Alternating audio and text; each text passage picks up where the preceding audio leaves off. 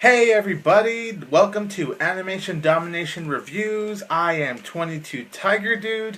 So let's get it started off with the Simpsons episode called YOLO. Yes, the new slang for this generation. It stands for You Only Live Once. So YOLO is about when Homer feels depressed when he realizes he only lives once. So he goes by the YOLO code, and it's kind of thanks to Marge that he felt depressed because she's the one that brought up that, man, honey, think about it. It's the same thing over and over again, and you're happy with it no matter what. So it's kind of Marge's fault that Homer was down the dumps. But then Marge calls Homer's pen pal so Homer could cross off all of the things he wanted to do in his dream list. So Homer is living it once. Meanwhile, Lisa is trying to institute this new honors code for whenever a student cheats on a test. YOLO was an episode I thought was absolutely fantastic. I loved almost every moment of this episode. It was very well written. I thought it was very creative on the whole YOLO aspect. It was really something special, truly fantastic. I loved the whole plot with Homer just living it up. It was really entertaining to see Homer do all this stuff with his pen pal. Just him going for it. Nice to see Homer just going out there. The Bart and Lisa plot, yeah, that was good. I really enjoyed that. But, of course, it doesn't catch as much attention from me as the main plot with Homer living it once does. There is excellent humor. The writing is fantastic. It was truly a blast to watch. My only flaws is that the Bart and Lisa plot, it didn't catch my attention as much as the main plot did, and there was a plot hole in there. Like, it just ended abruptly. It felt very unfinished. It felt rushed. I really loved YOLO. Almost every moment was wonderful. I am giving this episode a 9.5 out of 10.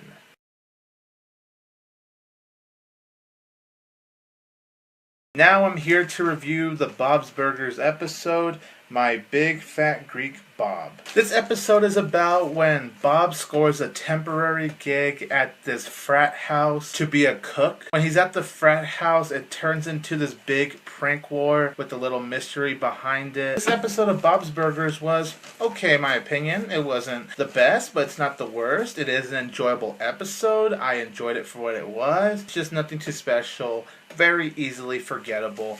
The whole plot line with Bob at this frat house was actually pretty enjoyable.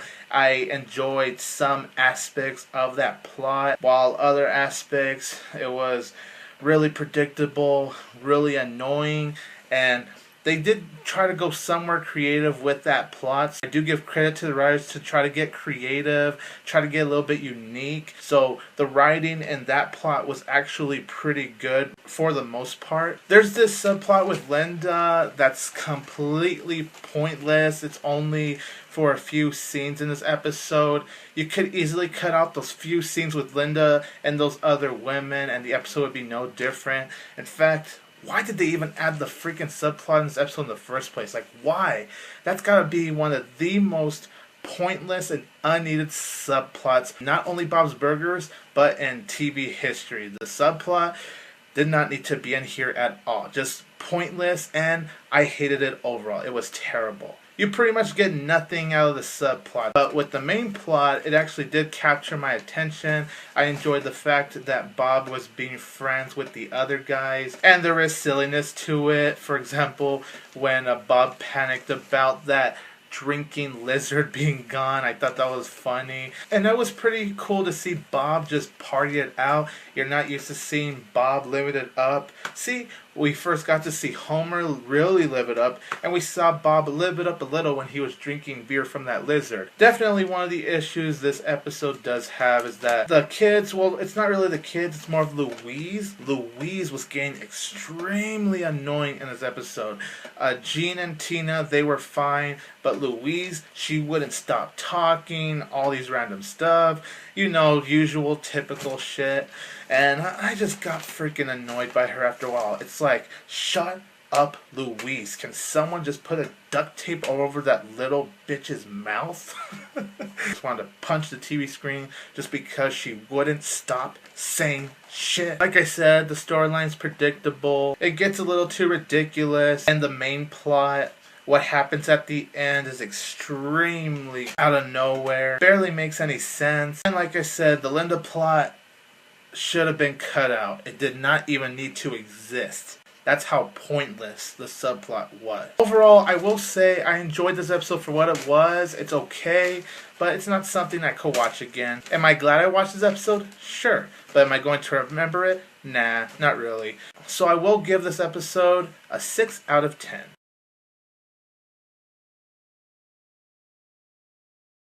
Now I'm here to review the Family Guy episode, A Fistful of Meg.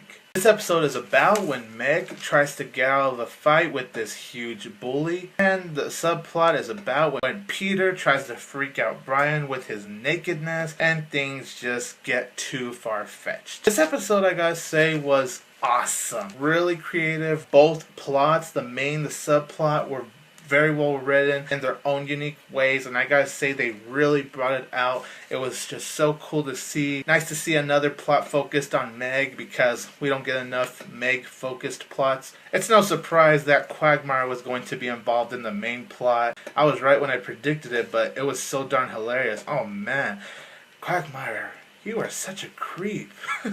The way he has his little office in the girls' bathroom, wow, that cracked me up. I loved how he was training Meg for this fight with the boy. I thought that really brought something to the plot. As for the subplot with Peter trying to freak out Brian with his nakedness, really funny, over the top, raunchy as hell, but I loved it. I know it sounds sick and twisted because, man, it was that one sick and twisted plot, but it was just so hilarious. I do have one flaw for both plots. The only flaw I have with the subplot is the scene where you already know what it is and they don't show it. Of course, they're not allowed to show it on television. There was a scene where Brian gets a box and he opens up the box, and obviously you could get the idea it was Peter's penis. You didn't see it once again. That was just too disturbing. Plus the fact you could see Peter's pants and how it was bleeding. Now, as hilarious and out there the plot was, that was the one scene I felt didn't need to be there. That was just too far-fetched. As for the flaw I have with the main plot, that scene where Meg is facing the bully, I thought that scene where she popped the pimple to try to defeat him, it's like, oh, what the fuck at that?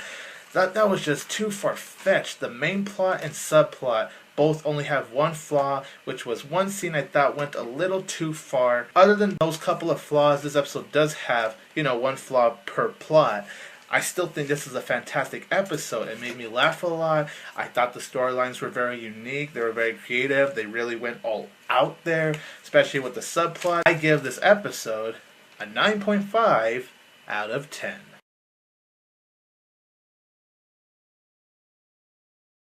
Finally, I am reviewing the American Dad episode, Crotch Walkers. This episode is about when Stan breaks his penis, which means Stan can't do anything until it recovers. There's a subplot where Francine teaches Steve how to shoplift when Francine wants to bond with Steve, and it's been kind of hard to bond with Steve lately because he's at that age where he doesn't want to hang out with his own mom. So that was her only way to bond with Steve, by showing him how to shoplift, and Steve shoplifting on his own. It doesn't go quite well. I thought this American Dad episode is magnificent.